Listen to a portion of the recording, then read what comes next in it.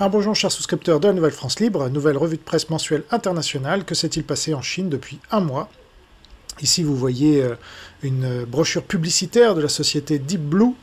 Le site Les Numériques indique: le chinois Deep Blue s'inspire très fortement de la Falcon 9 et du Crew Dragon d'Elon Musk et de SpaceX pour vendre un vol suborbital au-delà de 100 km d'altitude.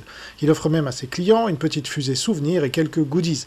Cette agence spatiale commerciale chinoise annonce donc pour 2027 des vols suborbitaux commerciaux. Le premier lancement sera pour 3 touristes spatiaux, entre guillemets, qui devront être âgés de 18 à 60 ans, satisfaire évidemment un examen d'aptitude physique et suivre une petite formation un mois avant le vol. Ils visiteront l'espace dans une capsule de 4 mètres de hauteur et de 3,50 m de diamètre, avec une capacité maximale de 6 passagers.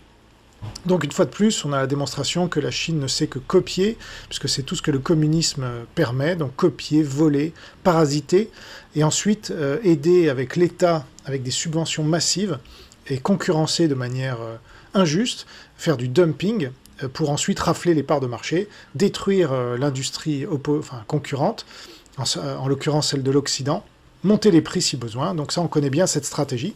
C'est une stratégie prédatrice, et la Chine en est spécialiste dans le domaine de l'espace maintenant, et avant, dans beaucoup d'autres domaines, le nucléaire, et bien d'autres choses. Donc, on va voir ce qui s'est passé en Chine, et vous allez voir, il s'est passé beaucoup de choses, et notamment en réaction avec l'élection de Trump, mais pas que. Alors c'est parti, le 15